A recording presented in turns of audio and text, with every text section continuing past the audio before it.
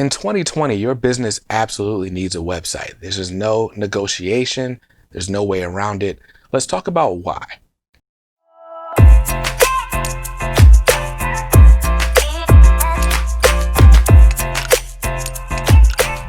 Hey guys, I'm Brandon and I want to welcome you back to Marketing with Brandon, or if it's your first time here, welcome.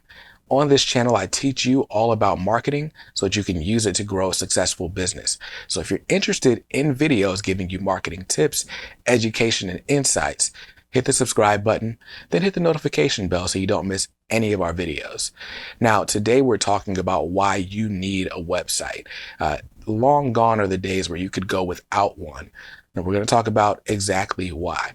I'm going to give you 4 reasons why you need a website, and I'll give you my recommendations on where to build yours. So the first reason you want to have a website for your business is because it's a space that you own and control. Now, a lot of people think, hey, I've got a presence on social media. I've set up a little shop. People can order from me there and it's all good. Well, unfortunately, these social media platforms, they change up their algorithm or the method by which people receive information on their website. So you could be doing really well on social media today, and then tomorrow something changes, like a congressional hearing, or people they have a bad quarterly earnings call. So they change the algorithm to try to get more things to excite more people, and all of a sudden your business is left out in the cold. So you need to get people used to going to your website to do things, whether that's to order products, to take a look at products before they're available anywhere else, or to just get to know you and your business, right? But you need a space that you own, a space that you control, so that in case social media goes away, your business does not have to suffer because of it. Now, the second reason that you want to have your own website is because it gives you really advanced analytics tools. Using Google Analytics, using the Facebook Pixel, using different tracking and analytics plugins on your website really allows you to drill down and see exactly what's working and what's not. Things like how many page views you're getting. Things like your bounce rate, which says how many people come to your website, view one page, and then leave. Right?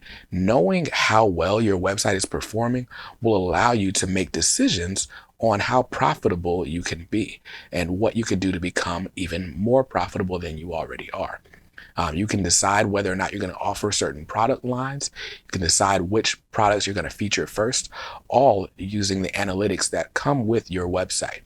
These are analytics that you just don't get from Facebook or YouTube or Instagram or any of the other social media platforms. So if you want to know more about your audience and how they're really interacting with your products before they make a purchase, you've got to do that using the analytics on your website. If you don't have a website, you won't get those analytics. Now, the third reason you want to make sure that your business has a website is for retargeting purposes. Have you ever been on Amazon looking at pencils, and then you go on Facebook and you start scrolling and then you see an ad for those pencils that you were looking at on Amazon? It's not hocus pocus. It's deliberate. And what Facebook does is it offers what's called a pixel, or a piece of code that tracks what websites its users are visiting. In turn, those website providers, those business owners can say, hey, anyone who was on my website in the last 30 days, I want to show this advertisement to. And then you can actually show those advertisements. You see those. It takes on average 7 interactions, 7 impressions before someone will actually act and purchase your products.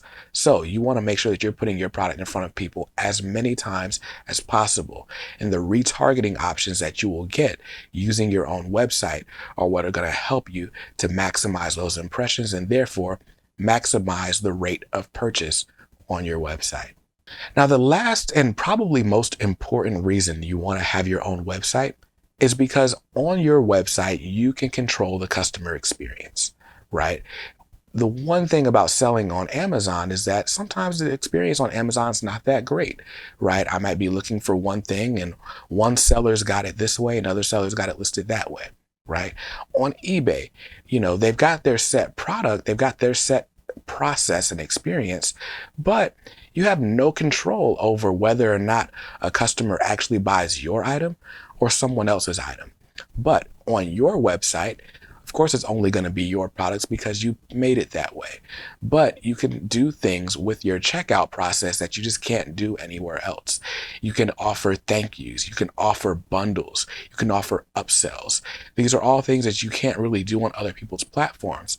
So you want to control that customer experience. You want to know what they're seeing when they first come onto the website, the second page, third page, all the way down to that final purchase and the thank you page that comes with it. So being able to control your customer experience, give them the experience of a lifetime, and really serve them throughout your interactions together is something you can only do on your own website. So there you go. There are 4 reasons that you need to have your own website, a space that you own and control on the internet. Now, if you don't already have a website, there are 3 companies that I recommend you going through to build one. Now, if you are new to website building, then you're going to need something with an easy to use page builder or site builder, they call them. One great thing, especially if you're going to be doing e-commerce, is Shopify. Shopify is a great provider of websites. They have all sorts of templates. They have all sorts of add-ons and plugins that you can use to really create a great customer experience. So if you're looking for a provider and you plan on selling a lot of products over the website, over the internet, using e-commerce, Shopify is a great tool for that. Now, if you're just looking for something that provides a really simple, elegant website that you can also sell things on, I highly recommend Squarespace. Squarespace is great if you're not web savvy because you don't have to worry about a bunch of coding, nor do you have to worry about that with Shopify either. But Squarespace makes it really easy to create a beautiful website, so you should check them out. And I'll leave a link in the description of this video if you want to try out Squarespace free for 30 days. Now, the last website builder that I recommend is WordPress, but that comes with a caveat. WordPress is not for beginners. WordPress is not very easy to use if you don't have experience with web design, with coding, and with really making websites look exactly how you want them to. Now, if you are willing to put in some work and teach yourself how to use WordPress, you can go really far without paying any monthly website fees besides your hosting. So WordPress is great if you've got the time and energy to invest in it. But if you want something that's super simple, I'd probably stay away. But those are my 3 recommendations: Shopify, Squarespace, and WordPress. They'll get you started. And again, if you want a 30-day free trial of Squarespace, I'll leave a link to that in the description of this video. So that's it. Those are my recommendations for building a website. If you like this video, give it a thumbs up. Don't forget to subscribe to the channel. Let me know what website builder you're using in the comments below, or if you're afraid or you haven't built a website up to this point, what's kept you off of it. Let me know. I'd love to help you out. And until the next video, be safe and be well. See you next time. Peace.